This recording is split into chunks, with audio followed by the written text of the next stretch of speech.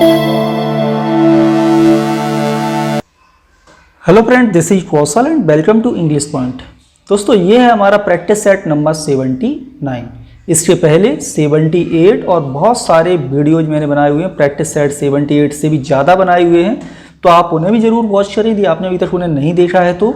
और ये सीरीज हमारी चल रही है 1 to 500 तक, और हम लोग पहुँच चुके हैं 451 से आज शुरू करेंगे, और ये आज चलेगा आपका 464।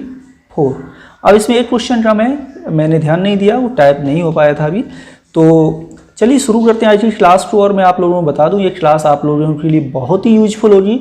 जो भी स्टूडेंट MP टेट की प्रिपरेशन कर रहे हों, C टेट की कर रहे हैं, उनके लिए C टेट के मैंने पेपर सॉल्व करना शुरू किए हैं, तो आप उन्हें भी ज़रूर देखें।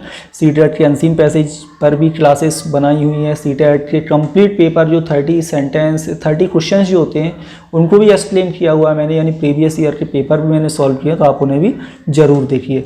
चलिए आज की क्लास में हम शुरू करते हैं। सबसे पहले अपना क्वेश्चन नंबर है 451 कि which tense used for an action just completed, यानी हमें ये बताना है कि कौन सा टेंस ऐसे कार्य के लिए प्रयोग किया जाता है जो कार्य जस्ट कंप्लीटेड यानी अभी हाल ही में समाप्त हुआ है। Present simple tense, past simple tense, present perfect tense या प्रेजेंट कॉन्टिन्यूअस टेंस। तो देखिए, प्रेजेंट सिंपल टेंस ऐसे कार्यों के लिए प्रयोग करते हैं या तो रिपीटेड ट्रूथ हैं, जनरल ट्रूथ हैं, हैबिचुअल एक्शंस हैं, परमानेंट एक्टिविटी बताने के लिए, और यहाँ पर क्या बोला जा रहा है, जस्ट कंप्लीटेड। नेक्स्ट आता है past simple tense. Past simple tense ऐसे कार्यों के लिए प्रयोग किया जाता है जो पास्ट में किसी पर्टिकुलर पास्ट में घटित हुए हैं किसी समय पे, वो जिनका प्रेजेंट से कोई लेना देना नहीं होता है। अब यहाँ पर जस्ट लगा हुआ है यानी कि ये प्रेजेंट से जुड़ा हुआ है। नेक्स्ट है present perfect tense. Present perfect tense ऐसे कार्य के लिए यूज किया जाता है जो हाल ही में समाप्त हुए हैं या फिर जो कार्य आप कर चुकी हो और उनका आपको परिणाम अभी वर्तमान में मिल चुका है, रिजल्ट आपको प्राप्त हो चुका है, तो ऐसे कार्यों के लिए प्रेजेंट परफेक्ट टेंस का प्रयोग किया जाता है। एंड प्रेजेंट कॉन्टिन्यूअस टेंस का प्रयोग ऐसे एक्शंस के लिए किया जाता है that are happening at the time of speaking, जो बोलते समय हो रहे हैं या जो इनडायरेक्टली वे में अभी चल रहे हैं। तो 451 का जो राइट ऑप्शन होगा वो होगा C, कि प्रेजेंट परफेक्ट टेंस में हम बताते हैं कि ऐसा कार्य जो हाल ही में समाप्त हुआ है उनके बारे में। नेक्स्ट है question number 452, indicate the tense of the following sentence. यहाँ पर जो सेंटेंस है इसमें टेंस बताना है ये कौन सा टेंस है। पहले सेंटेंस पढ़ते हैं, I have sent a letter to him. तो यहाँ पर लिखा हुआ है हैज हैव के बाद वर्ब की थर्ड फॉर्म यानी past participle form. Has have के बाद पास्ट पार्टिसिपल फॉर्म का प्रयोग किया जाता है। ऑप्शन है present indefinite tense, past perfect tense, present perfect tense या प्रेजेंट परफेक्ट कंटिन्यूअस टेंस। तो राइट ऑप्शन है यहाँ पर वो है आपका C, प्रेजेंट परफेक्ट टेंस में हैज हैव और पास्ट पार्टिसिपल फॉर्म का प्रयोग किया जाता है। नेक्स्ट क्वेश्चन है 453, complete the following sentence by using correct alternative. यहाँ पर हमें करेक्ट अल्टरनेटिव यहाँ पर ऐड करना है। ये 4 ऑप्शन में से पहले सेंटेंस पढ़ते, प्ले केयरफुली लीस्ट, सावधानी पूर्वक खेलो। लीस्ट मीन्स होता है ऐसा ना हो कि। अब यहाँ पर फिल करना है you may fall down, you should fall down, you will fall down या यू कैन फॉल डाउन। तो याद कर लो, लीस्ट के बाद जो क्लॉज यूज किया जाता है वो शुड से प्रयोग किया जाना चाहिए। तो राइट ऑप्शन होगा आपका B, play carefully least you should fall down, सावधानी पूर्वक खेलो कहीं ऐसा ना हो कि तुम गिर जाओ। नेक्स्ट है 454 question, state the part of speech of the underlined word. Underline जो वर्ड है उसका हमें पार्ट्स ऑफ स्पीच बताना है। यहाँ पर है they looked above in the cloud.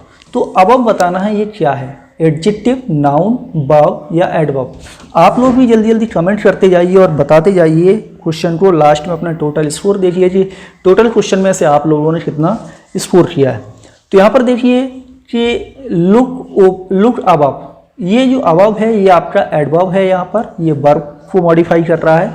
In preposition है जो यहाँ पर नाउन के साथ जुड़ा हुआ है, इन द क्लाउड।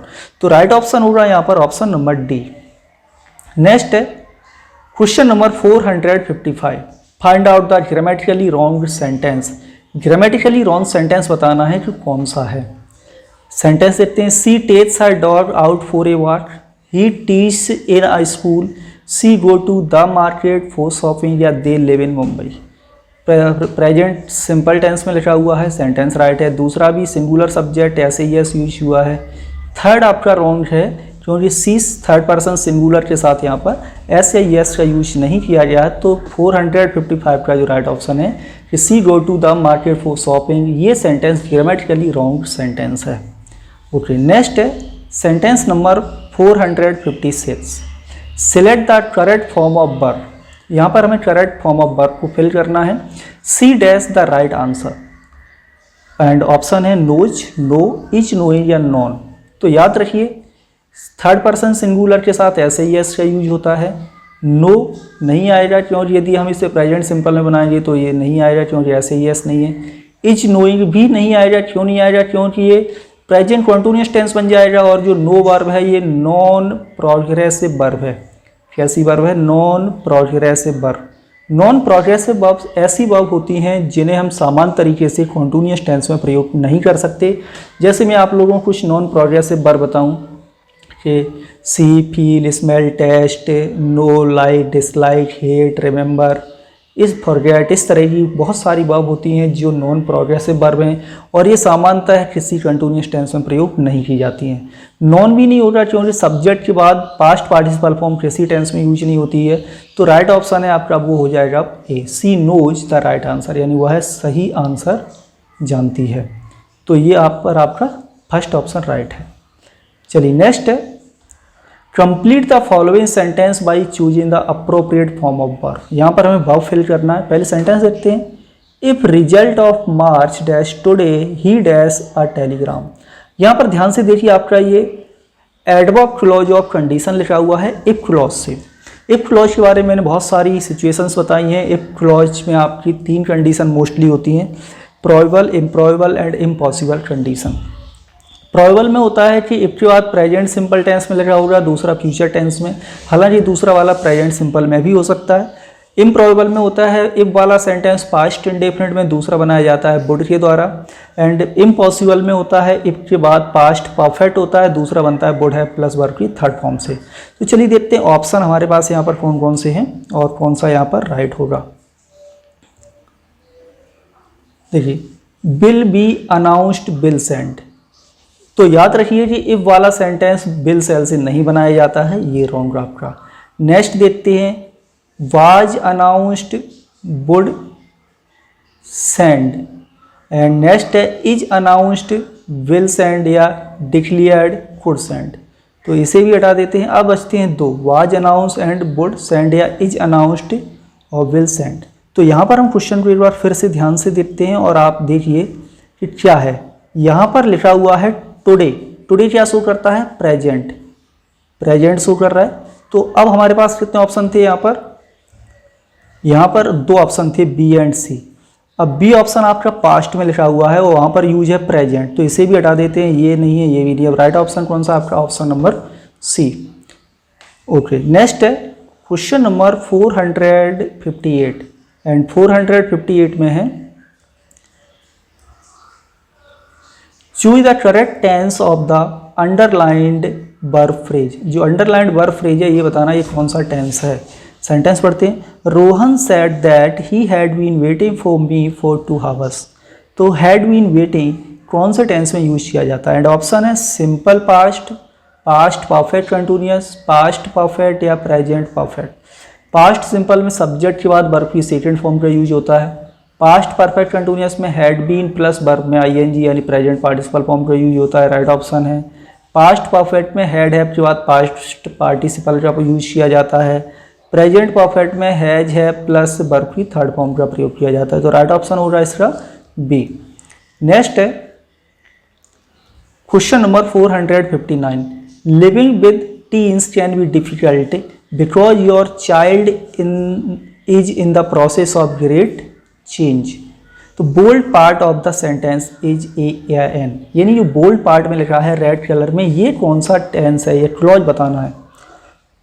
तो adverb clause, adjective clause, prepositional phrase या नाउन क्लॉज। तो यहाँ पर देखिए कंजंक्शन कौन सा लगा हुआ है? बिकॉज। बिकॉज क्या बताता है हमें? रीजन। और ये लिखा हुआ है एडवर्ब क्लॉज ऑफ रीजन। तो कौन सा क्लॉज है आपका? Option A. ये जो बोल्ड पार्ट आपका सेंटेंस लग रहा है ये आपका एडवर्ब क्लॉज ऑफ रीजन होगा। Next, a man once lost his way in the desert and was in danger of dying of hungry and thirsty. ये बताना है कौन से पार्ट में यहाँ पर मिस्टेक है। देखिए यहाँ पर आपका लिखा हुआ है a man once lost his way, एक बार एक आदमी ने अपना रास्ता भूल लिया कहाँ पर? डिजर्ट में, और वह कहाँ था? खतरे में। In the danger of dying of hungry and thirsty. ये die of hunger and thirst होगा क्योंकि नाउन के यूज किए जाएंगे, एडजेक्टिव यूज नहीं किया जाएगा। तो यानी यहाँ पर डी पार्ट में मिस्टेक है, हंगर एंड थ्रस्ट होगा, ना कि हंगरी और थ्रस्टी। नेक्स्ट क्वेश्चन है 461, I wish I know his name and address. अब यहाँ पर देखिए किस पार्ट में मिस्टेक है। तो यहाँ पर जो पार्ट मिस्टेक है वो है आपकी बी में, क्योंकि आई विश के बाद से आपका पास्ट सब्जेंटिव मूड बनता है और यहाँ पर होगा I knew, I wish I knew his name and address. काश मुझे उसका नाम और एड्रेस पता होता, पास्ट सब्जेंटिव मूड में बनाया जाएगा। नेक्स्ट है 462, I shall wait here unless the last bus arrives. यहाँ पर बताना किस पार्ट में यहाँ पर मिस्टेक है। ओके, पढ़ते हैं। मैं आई शैल वेट हियर, मैं यहीं पर प्रतीक्षा करूँगा, unless the last bus arrives, जब तक कि अंतिम बस नहीं आ जाती। अब यहाँ पर अनलेस मीन्स होता है यदि नहीं, और यहाँ पर यूज किया जाएगा अनटिल, क्योंकि टाइम बता रहा है।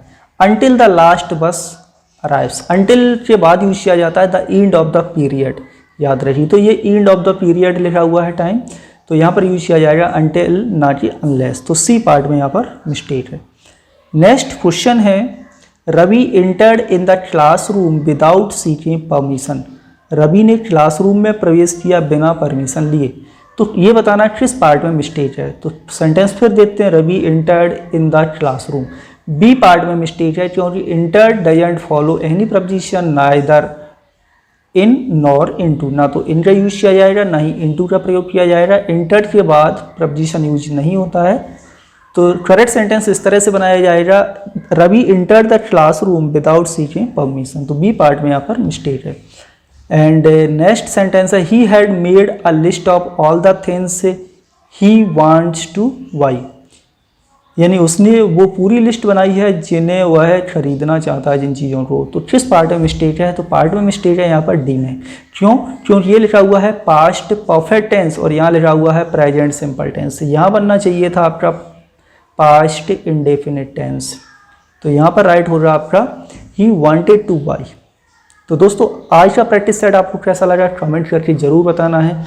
इसी तरह के और भी प्रैक्टिस सेट आपको मिलते रहेंगे। इसके लिए आप हमें क्या करना है, बस सब्सक्राइब करना है चैनल को, बेल आइकन को प्रेस करना है। और thank you for watching this video.